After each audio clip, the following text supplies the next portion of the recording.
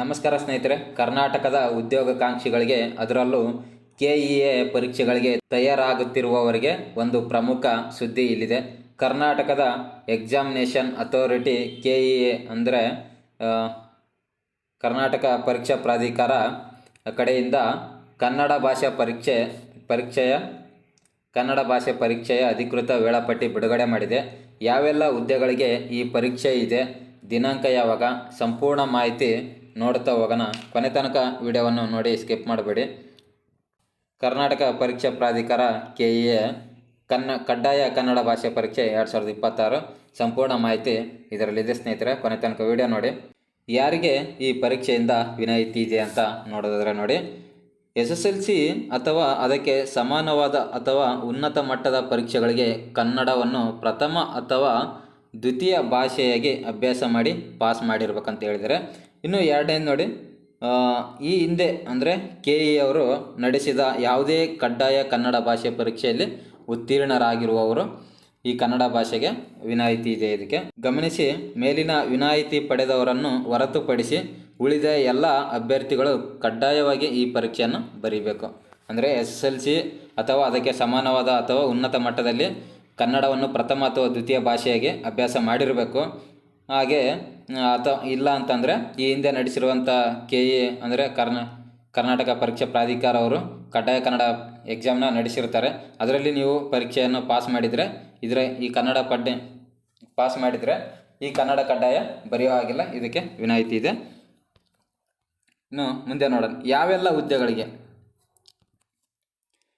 ಹುದ್ದೆಗಳಿಗೆ ಈ ಪರೀಕ್ಷೆ ಅನ್ವಯಿಸುತ್ತದೆ ಅಂತ ನೋಡಿದ್ರೆ ನೋಡಿ, ಪೊಲೀಸ್ ಇಲಾಖೆ CAR ಮತ್ತು DAR ಮತ್ತು KSRP ಮತ್ತು IRB ಮತ್ತು KSISF ಕಾನ್ಸ್ಟೇಬಲ್ಗಳಿಗೆ ಈ ಪರೀಕ್ಷೆ ಅನ್ವಯಿಸ್ತದೆ ಅಂತಲೇ ಹೇಳ್ಬೋದು. ಇನ್ನು ಕಂದಾಯ ಇಲಾಖೆ ಗ್ರಾಮ ಆಡಳಿತ ಅಂದರೆ VAO ವಿಲೇಜ್ ಅಡ್ಮಿನಿಸ್ಟ್ರೇಟಿವ್ ಆಫೀಸರ್ ಹುದ್ದೆಗಳಿಗೂ ಕೂಡ ಕನ್ನಡ ಭಾಷೆ ಕಡ್ಡಾಯ ಪೇಪರ್ ಅನ್ವಯಿಸುತ್ತೆ.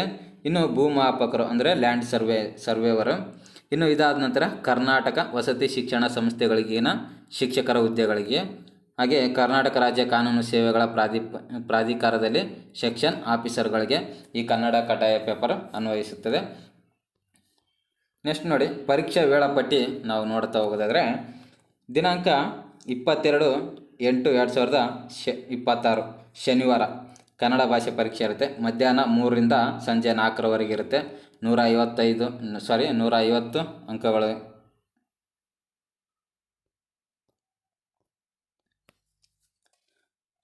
ಪರೀಕ್ಷೆ ವೇಳಾಪಟ್ಟಿ ವಿವರ ನೋಡೋದಾದರೆ ನಾವು ನೋಡಿ, ದಿನಾಂಕ 22/8/2026 ಶನಿವಾರದಂದು ವಿಷಯ ಕನ್ನಡ ಭಾಷೆ ಪರೀಕ್ಷೆ. ಸಮಯ ನೋಡಿ, ಮಧ್ಯಾಹ್ನ 3ರಿಂದ ಸಂಜೆ 5ರವರೆಗೆ ಇರುತ್ತೆ. ಗರಿಷ್ಠ ಅಂಕಗಳು ನೋಡಿ 150 ಅಂಕಗಳಿಗಿರುತ್ತೆ. ಒಟ್ಟು ಪ್ರಶ್ನೆಗಳು 100 ಪ್ರಶ್ನೆಗಳಿರುತ್ತೆ, ಅಂಕಗಳು 150 ಇರುತ್ತೆ. ಇನ್ನು ಪ್ರಮುಖ ಸೂಚನೆ ನಾವು ನೋಡಿದ್ರೆ ನೋಡಿ, ಪ್ರತಿ ಪ್ರಶ್ನೆಗಳಿಗೆ 1.5 ಅಂಕಗಳು ಇರುತ್ತೆ. MCQ ಅಂದರೆ ಪ್ರತಿ ಪ್ರಶ್ನೆಗೆ 1.5 ಅಂಕಗಳಿರುತ್ತೆ. ಈ ಎಲ್ಲ ಪ್ರಶ್ನೆಗಳು ಸಮಾನ ಅಂಕಗಳನ್ನು ಹೊಂದಿರ್ತದೆ ಅಂತ ಹೇಳಿದ್ರೆ. ಇನ್ನು MCQ ಮಾದರಿಯಲ್ಲಿ ಇರುತ್ತೆ, ಅಂದರೆ ಮಲ್ಟಿಪಲ್ ಚಾಯ್ಸ್ ಕ್ವಶನ್ಸ್ ಇರುತ್ತೆ. ಕನ್ನಡ ಮತ್ತು ಇಂಗ್ಲೀಷ್ ಎರಡು ಭಾಷೆಯಲ್ಲಿ ಕ್ವಶನ್ ಪೇಪರ್ ಇರುತ್ತೆ.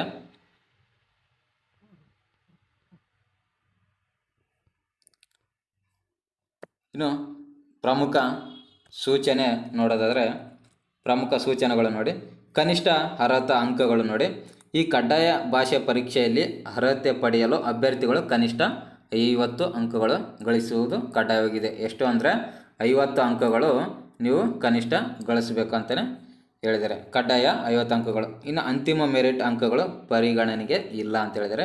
ಇದು ಕೇವಲ ಅರ್ಹತಾ ಪರೀಕ್ಷೆಯಾಗಿದ್ದು ಇದರಲ್ಲಿ ಪಡೆದ ಅಂಕಗಳು ಅಂತಿಮ ಹುದ್ದೆಯ ಆಯ್ಕೆಗೆ ಪರಿಗಣಿಸಲಾಗುವುದಿಲ್ಲ ಅಂತ ಹೇಳಿದರೆ. ಇನ್ನು ಋಣಾತ್ಮಕ ಮೌಲ್ಯಮಾಪನವಿಲ್ಲ ಅಂತ ಹೇಳಿದರೆ, ಅಂದರೆ ನೆಗೆಟಿವ್ ಮಾರ್ಕ್ಸ್. ಈ ಪರೀಕ್ಷೆಯಲ್ಲಿ ಯಾವುದೇ ನೆಗೆಟಿವ್ ಮಾರ್ಕಿಂಗ್ ಇರೋದಿಲ್ಲ. ಆದ್ದರಿಂದ ಎಲ್ಲ ಪ್ರಶ್ನೆಗಳನ್ನು ಧೈರ್ಯವಾಗಿ ನೀವು ಉತ್ತರಿಸ್ಬೋದು ಅಂತ ಹೇಳಿದರೆ. ಅಂದರೆ ಈ ಪೇಪರಲ್ಲಿ ನೆಗೆಟಿವ್ ಮಾರ್ಕ್ಸ್ ಇರೋದಿಲ್ಲ, ನೀವು ಬೇಕಾದರೆ ಎಲ್ಲನೂ ಟಿಕ್ ಮಾಡಿ ಬರ್ಬೋದು. ಸ್ನೇಹಿತರೆ, ಈ ವಿಡಿಯೋ ಏನಾದರೂ ನಿಮ್ಗೆ ಇಷ್ಟ ಆಗಿದ್ದರೆ ಒಂದು ಲೈಕು, ನಿಮ್ಮ ಅನಿಸಿಕೆ ಕಮೆಂಟಲ್ಲಿ ತಿಳಿಸಿ. ಹಾಗೆ ಇದೇ ಥರದ ಹೆಚ್ಚಿನ ವೀಡಿಯೋಗಳಿಗಾಗಿ ನಮ್ಮ ಯೂಟ್ಯೂಬ್ ಚಾನಲನ್ನು ಸಬ್ಸ್ಕ್ರೈಬ್ ಮಾಡ್ಕೊಳ್ಳಿ. ಅಪ್ಡೇಟ್ಗಳು ಬರ್ತಾ ಇರುತ್ತೆ, ಹೊಸ ಅಪ್ಡೇಟ್ಗಳು. ಹಾಗಾಗಿ ಯೂಟ್ಯೂಬ್ ಚಾನಲನ್ನು ಸಬ್ಸ್ಕ್ರೈಬ್ ಮಾಡ್ಕೊಳ್ಳಿ. ಸ್ನೇಹಿತರೆ, ಈ ವಿಡಿಯೋ ಏನಾದರೂ ನಿಮ್ಗೆ ಇಷ್ಟ ಆಗಿದ್ದರೆ ಒಂದು ಲೈಕು, ನಿಮ್ಮ ಅನಿಸಿಕೆ ಕಮೆಂಟಲ್ಲಿ ತಿಳಿಸಿ. ಹಾಗೆ ಇದೇ ಥರದ ಹೆಚ್ಚಿನ ವೀಡಿಯೋಗಳಿಗಾಗಿ ನಮ್ಮ ಯೂಟ್ಯೂಬ್ ಚಾನಲನ್ನು ಸಬ್ಸ್ಕ್ರೈಬ್ ಮಾಡ್ಕೊಳ್ಳಿ. ಅಪ್ಡೇಟ್ಗಳು ಬರ್ತಾ ಇರುತ್ತೆ, ಹೊಸ ಹೊಸ ಅಪ್ಡೇಟ್ಗಳು. ಹಾಗಾಗಿ ಯೂಟ್ಯೂಬ್ ಚಾನಲನ್ನು ಸಬ್ಸ್ಕ್ರೈಬ್ ಮಾಡ್ಕೊಳ್ಳಿ. ಹಾಗೆ ನಿಮ್ಮ ಸ್ನೇಹಿತರಿಗೂ ಕೂಡ ಶೇರ್ ಮಾಡಿ, ಅವರಿಗೂ ಗೊತ್ತಾಗಲಿ. ಮುಂದಿನ ವಿಡಿಯೋದಲ್ಲಿ ಸಿಗೋಣ. Thank you.